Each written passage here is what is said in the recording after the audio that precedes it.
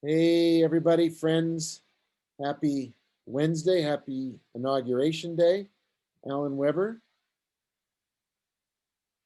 sending you greetings from my home office where I've been working today and trying to keep an ear open for the ceremonies going on in Washington, D.C.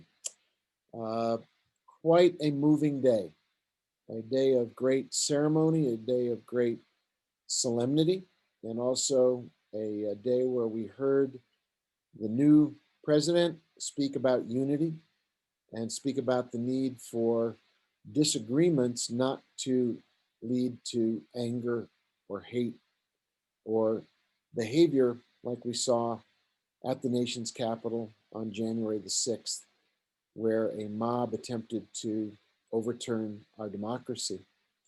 Today, I'm getting reports from our state capital because there were concerns there might be demonstrations there. I just got a text. There are no people at the state capitol at the moment. It's quiet, it's peaceful, it's calm, and we're grateful for that, as well as for the peace and peaceful transfer of power in Washington, D.C. I think the new president's message could not be more important, that it's time for healing, it's time for unity, it's time for us to come together and solve our problems. He was very eloquent and articulate about the cries for social justice, the cries for healing the planet, the cries for people to work together to overcome the challenges posed by COVID 19, the number of people who continue to suffer from this pandemic and from the economic after effects of the pandemic. I'm gratified that there's a plan that he's announced to increase dramatically the pace of vaccinations. That'll help us here.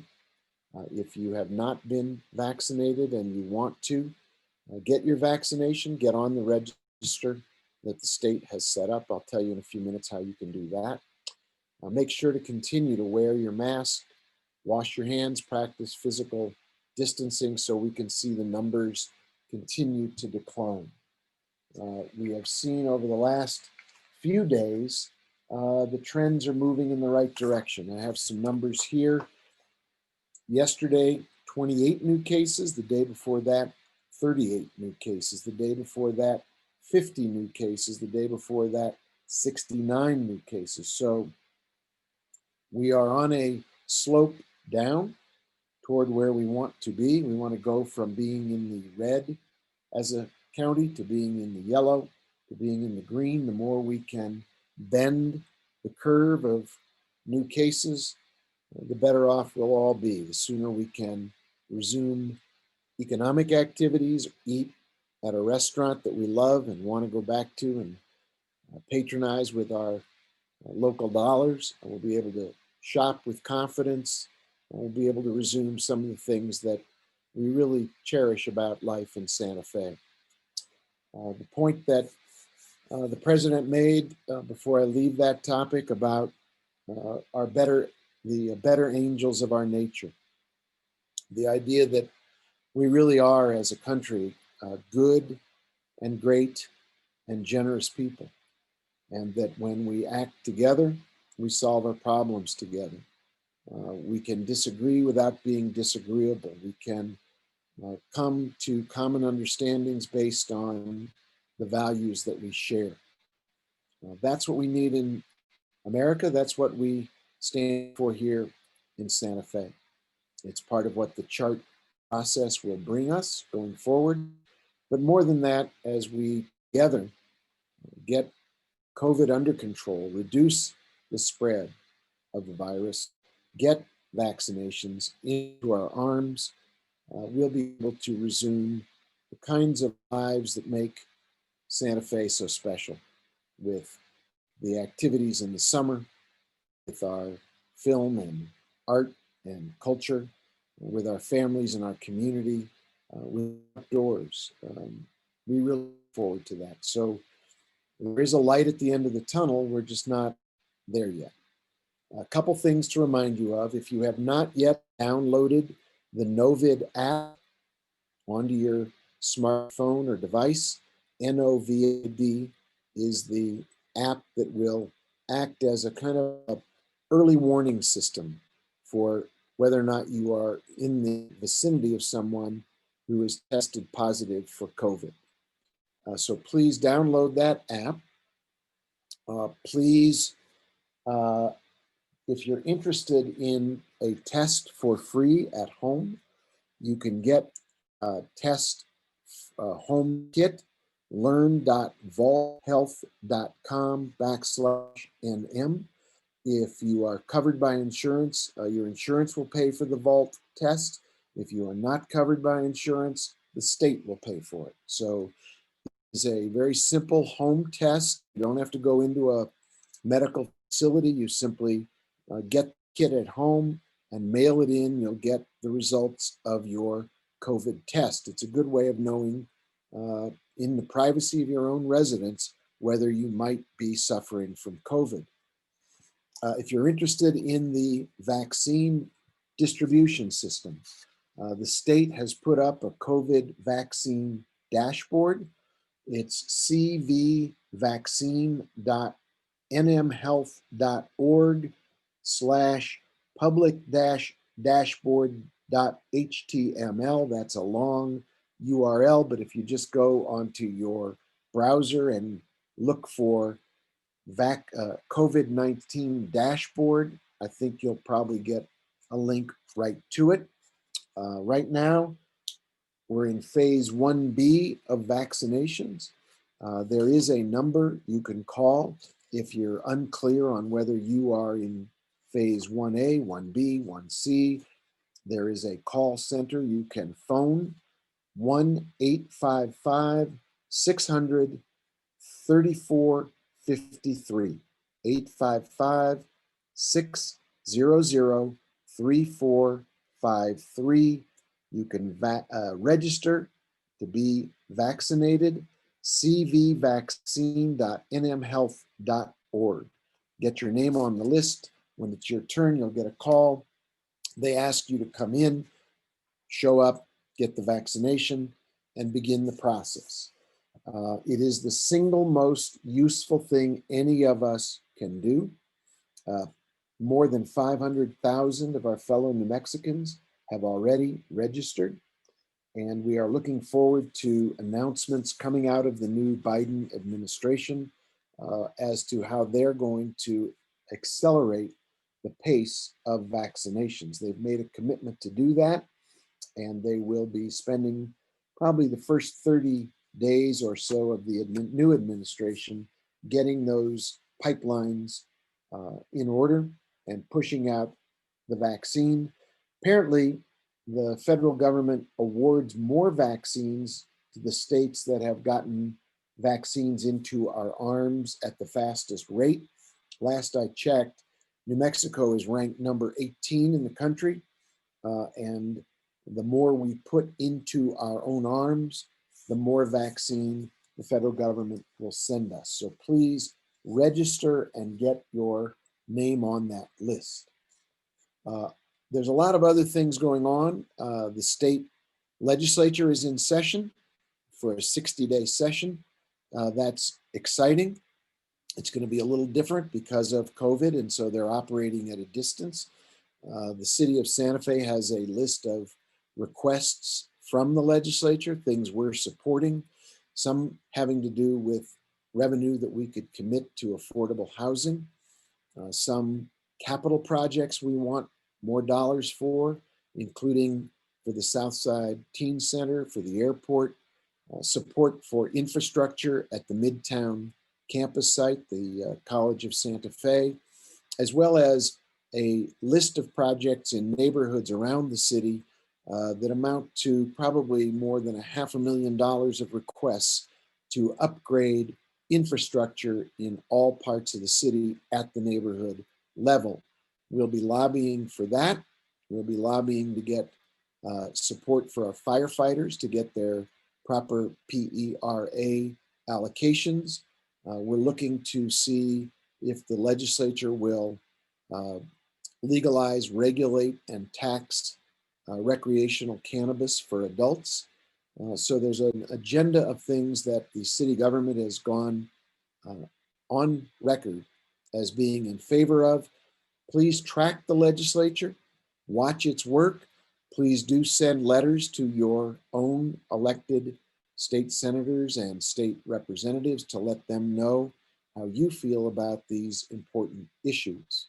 We're hoping that the state will continue to send money our way because we know that COVID-19 has had a serious negative effect on our small businesses and on our families. There are issues of uh, people unable to pay their rent and facing evictions. There are issues of our very key mom and pop shops and stores dealing with the economic aftershock of COVID. We all need to help those stores, help those individuals make it through this period until vaccinations and safety are part of our everyday life. When it comes to our mom and pop stores, here's something we can all do. Thanks to our tourism team, very exciting development, a new way to shop at small local businesses online. SantaFeMarketplace.com. Write it down, SantaFeMarketplace.com. It is possible for businesses to put up their own little web browser, their web location on that platform. And there are all kinds of ways to support local businesses from your own home, from your laptop, from your device. You can shop for our local mom and pop stores, keep them going while we wait for COVID-19 to be in the rear view mirror.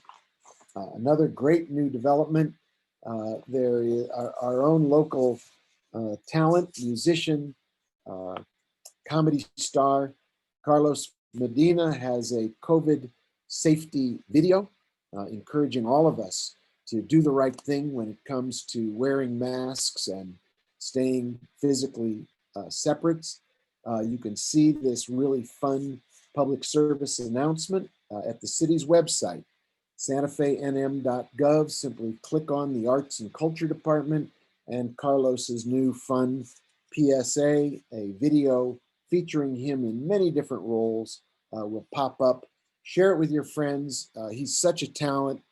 Even though fighting COVID is a serious business, sometimes a message that is a little more lighthearted and enjoyable helps us spread the word, get it out there that we can each play a part in bending the curve of COVID-19. Let's see, other things to talk about. Because of the concerns over safety at the Roundhouse, the state police are in charge over there. They have also executed some street closures, and we're hearing about it from neighbors who have been adversely affected by those street closures. Please know that we understand your problem. We hear you loud and clear. We're taking it up with the state police, with the state administration to see if there's a way to make the situation better, while recognizing that we must keep our legislators and the staff who are working in the Roundhouse secure and safe, doing the public's business. A special meeting of the governing body in executive session tomorrow night. We'll be taking up an update on the Midtown campus, the College of Santa Fe. It won't be on TV, but it will be on YouTube. We will be in executive session discussing the relationship with the site there itself. We've been in an exclusive negotiating agreement to look at the site, to assess its readiness for development, to look at ways that we could move ahead on that project. And the council members and I will be getting a briefing from the city team, updating us on how that project is going. A lot has changed since we entered into that agreement with the master developer. That happened even before COVID. We were in a very different world where the economy was strong back in February. where land was very open and ready for the next phase of development, where there was a beginnings of a master plan for the development at the Midtown site. A lot of the factors that were true then are not true now. A lot of people anticipated, for example, that commercial office space would be in great demand. But here I am talking to you from my home office rather than today being down at City Hall. Public offices have been closed here in Santa Fe and across the country. Private sector demand for commercial space is down. So a lot of factors are new and different, and we'll be looking at those as we consider the best way to go forward with the Midtown site. It still is a new heart of Santa Fe. It is a huge opportunity for affordable housing, for education, for learning. The Garson Studios there, because of the importance of new digital media and video, is a massively great opportunity for Santa Fe, for our young people to get work in the movie and digital entertainment industry. So we'll be getting back to you as we learn more from staff.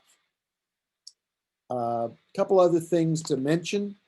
For children, grades 3 to 6, free story and activity book based on transportation. Kids Companion to the 2020 through 2045 Santa Fe Metropolitan Transportation Plan, a Santa Fe Adventure. It's available at all 3 library branches, at the GCCC, at the Recreation on Wheels program, and various elementary schools. The book is titled, My Name is Francis, and This is My Santa Fe Street Story. Follow Francis on a day in Santa Fe with her parents as they run errands to different parts of the city. We'll see our own city's transportation system through Francis's eyes. Another reminder, Wednesday, January 27th is International Holocaust Remembrance Day, designated by the UN General Assembly in 2005, the 60th anniversary of the liberation of the concentration camps. So Holocaust Remembrance Day, January the 27th. That pretty much wraps up today. A very monumental, significant day for our country, and a reminder to all of us that democracy is a gift that each of us must treasure. Participation in our democracy keeps us safe, keeps us involved, makes us all better for our own efforts. Whether our candidate wins or loses an election is less important than that we all participate in democracy. Today, a new chapter in our democracy, the beginning, I hope, of unity and healing and recovery, of listening. There was a column in the paper this morning about the need for positive surprises. Let's give each other the opportunity to surprise each other with good news, with positive developments. Let's put a moratorium on cynicism and negativity, on tearing each other down, and instead let's build our city and our country up. Let us restore it to health. Let us bring joy and gratitude to all parts of our community, and let us please do our very best to get COVID behind us. Wear your mask, wash your hands, practice physical distancing. Remember to get in line for a vaccination when it's your turn. Get the vaccine in your arm. That's where it makes a difference. Please take care of yourself and your family. Take care of our community together. All of us will take care of Santa Fe, and I will see you later this week with more information and an update on your city government at work. Take care, stay well, See you soon.